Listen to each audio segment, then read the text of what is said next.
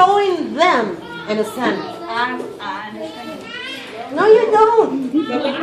I do understand. It doesn't mean that I can do anything about it. Apparently y'all don't understand for reasons y'all. Well, excuse me, I have a question. My question is I want to know, what is this decision based on? Is this decision based on, because after all, Early Head Start is to service the needs of the children as well as the family. Exactly. So I want to know, what was this decision based on? The decision. The bid. We have one question at a time, please, you all, so she can answer her question. The decision is based on what Because we do for our other classrooms. We have about 130 other classrooms, and we do 6 hours. well, I'm not necessarily even talking about this 8 hours. Basically, what I'm talking about, if this is based on the needs of children, then and the family, I feel like it was, common sense is best to leave, the infants in the centers that they're in.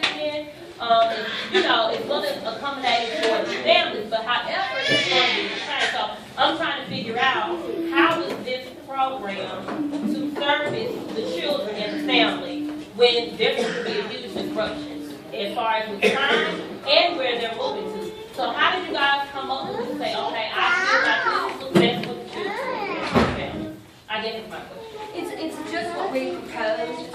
Anybody could have written for this, anyone, and proposed a different setting or a different situation. But that's not what happened. So Right. So how did you guys come up with your proposal? oh, how did we? I was gonna say I don't know how we got chosen, but we got chosen. Well, we came up with it because that's what we do in our other counties. We serve 168 other infinite hours, and that's how we do it. Okay, so not necessarily thinking about the needs of the family.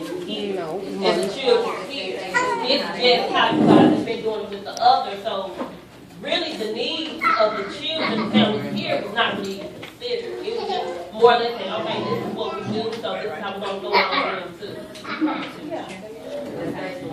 That's not true, but I mean, that's the only user. I just did it. That's how we do our other programs. So what are the hours going to be if it's only 6 hours? I'm not sure. That's going to have to be decided This based meeting on. was about information. You haven't given us anything at all. Another question? That's what I know. I know a lot of us talk to them, but if you guys back up to us exactly what's going to happen step by step, what your plan is, come January or June 1st.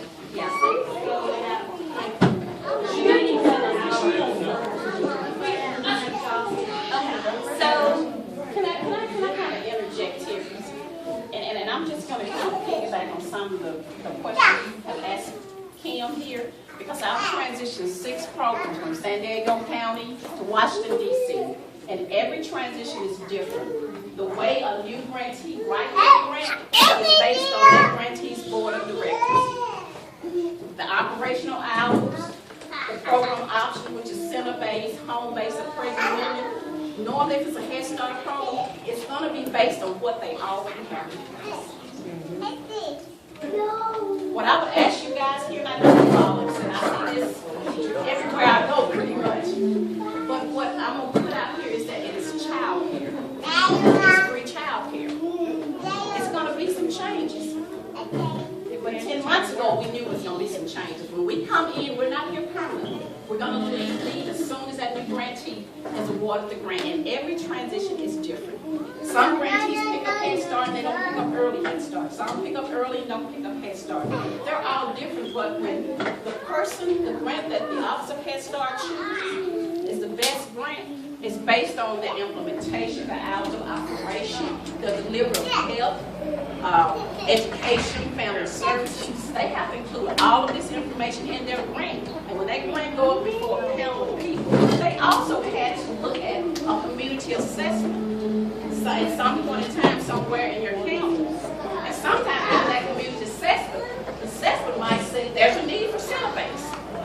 If the community assessment, what the Create Foundation did it, or whoever did that community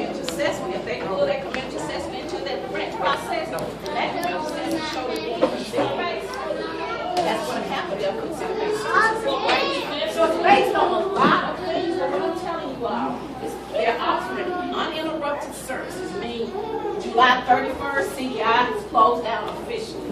June 31st, June 1st, they're open. And they're gonna start serving children the 2nd of June.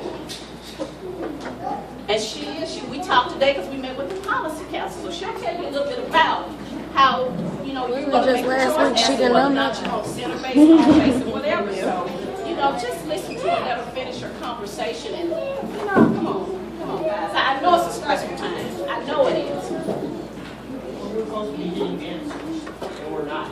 Okay, well, we're not finished yet. We want to answer all your questions. I just asked you my question, and you couldn't answer my question. How are you going to take over June? Okay. June So, we're 2nd, gonna and tell don't know what you- times you're going to start? We're going to tell all of you. Yeah, you're not going to listen to me. I already called you. We're going to answer. Calm down.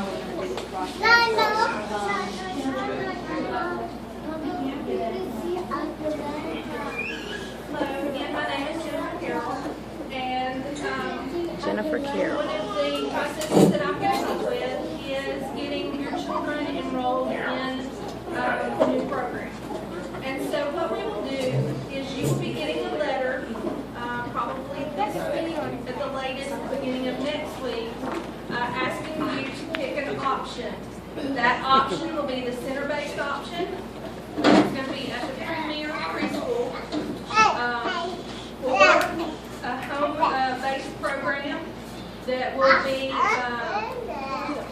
home visitors coming to your home once a week for a 90-minute visit and 2 socialization visits per month where you come together for okay. Wait. All right. Now, you know what? We've been very polite to let y'all finish your comments, but I can't give you this information if you do not let me finish. No. Okay? We want to answer your questions, but you have to let us finish. Okay? Please? Because this is just as hard on us in different ways than it is on you.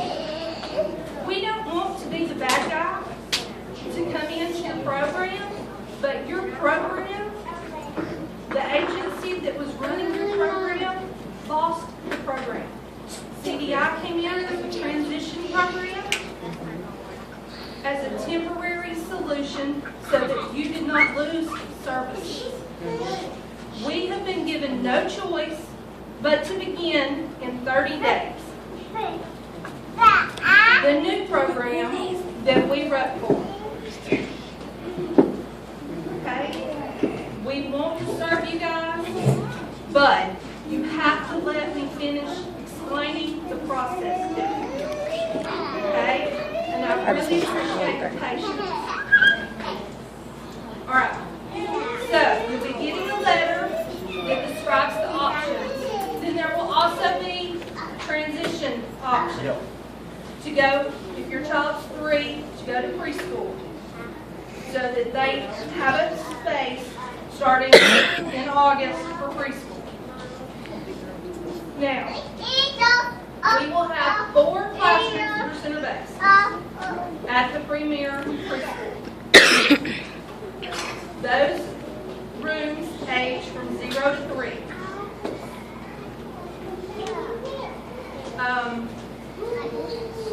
What you'll be asked to do is fill out new paperwork. This paperwork is because we are a new agency. So we have to have your information because we will not get all of the paperwork from CDI because they only have a certain amount of things that they can release to us legally. Okay?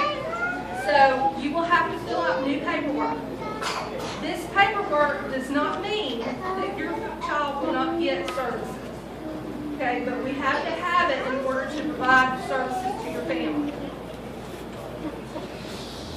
So we'll be sending a letter, we'll be getting new paperwork, then we will be placing children in those options. If, for instance, we have too many children that want center-based programs instead of the home-based, then we will have to look at the neediest of the needy families. In order to do that,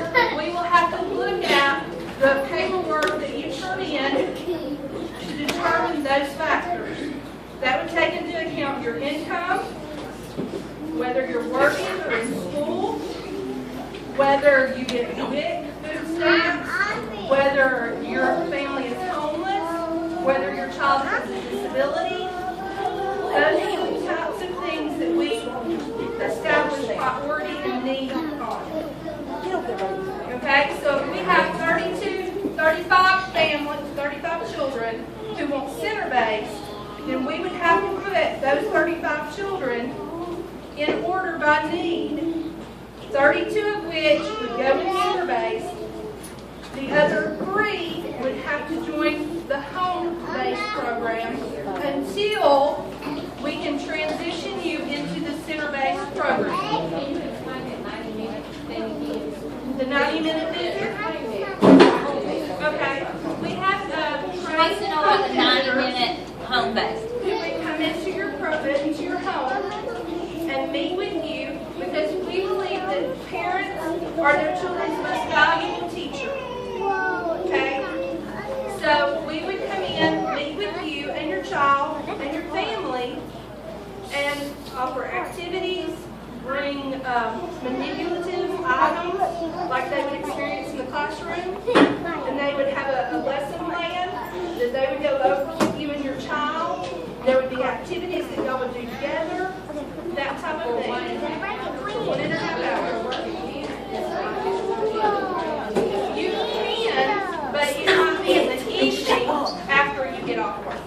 What I'm saying is if you're working parents, you don't have anybody watch your child. Until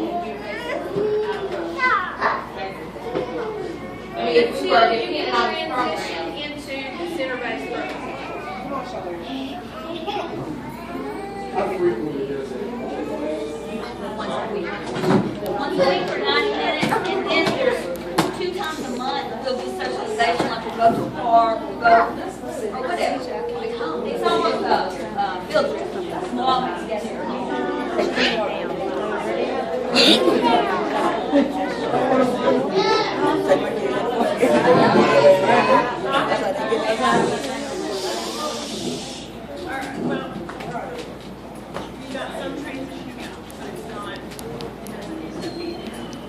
Okay,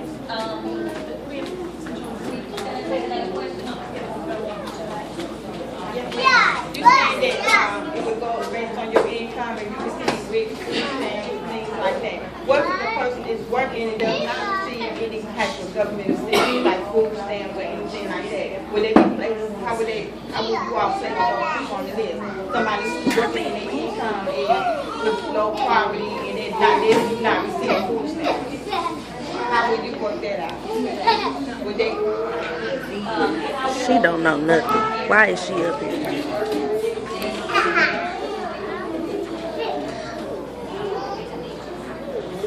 And there are many different things that you scale the points for. You can have family demographics, which would be if you're a single parent, 2-parent family, incarcerated parent, parent who one of the parents is in rehab. There's different points. A non-parent that you can get points for. And then your income, the lowest income would get the highest amount of points. We also give points in a different category for the different, like working parents and things like that. So the overall point, you could still, even if you don't get food stamps, you could still score high just by being a single working parent and depending on your income. Does that make sense? Yes, ma'am. Because the working part gives you more points than the actual food stamp part. Does that make sense? Yes, ma'am. I have a question. I just want to know in general, what is early head start? Because I've always assumed that early head start was basically to accommodate families to, help them get a start, whether it's going to school, working, or what. And with you guys, it's like kind of a different meaning. So